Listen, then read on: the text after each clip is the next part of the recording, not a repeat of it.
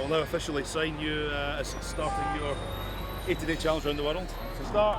Good luck, Mark. What a long week it's been, from starting off in Paris over a week and a half ago, getting all the vehicles, all the logistics, all the communications, all the connectivity, mapping. Really impressed. The team has worked incredibly well. I think most people could put their hand on the heart, and it's been difficult. It has been really difficult. We expected that, but ultimately, you know, and actually more essentially getting the teams together and gelling and bonding, ready for this real great big feat ahead of us. Fundamentally, the last week's been really successful with response to, you know, Mark he's exceeded his goal target every day. We weren't actually planning on him doing that this week. The aim for me, actually, I was thinking I'd prepped him to do less volume on day 3, day 6 originally, just because I was thinking to give him some extra rest and sleep.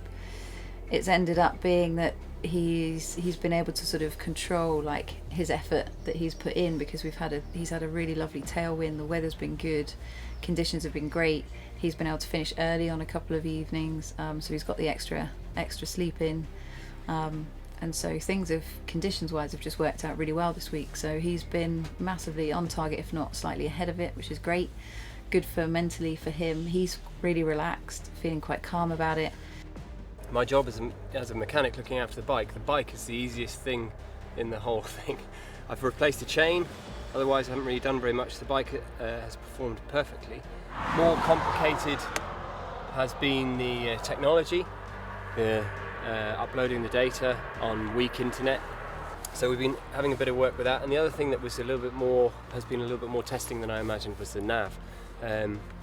You can sort of guess as much as you think is an appropriate route through countries, but it's only when you kind of get there you find that actually those roads are super busy with lorries. So we kind of made a choice that it was too unsafe on the road without a bit at the side. So we moved on to sort of plotting a new route through Poland and then through the first bit of Lithuania, to keep Mark off the harder roads, or the busier roads.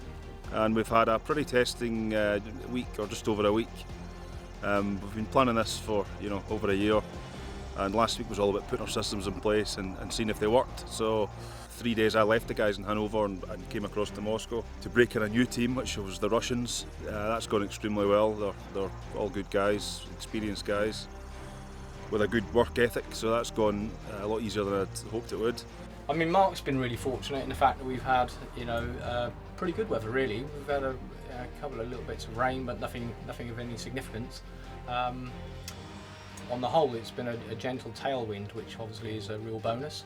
The route is optimised to make the most of prevailing conditions, but there's no guarantee to those conditions. Mark is so driven, so focused. I mean, if anything, he's the one driving everybody else along, and it really shouldn't be like that, but he is so on it. It's incredible, He's out of camp before everybody else in the morning, and he's on it.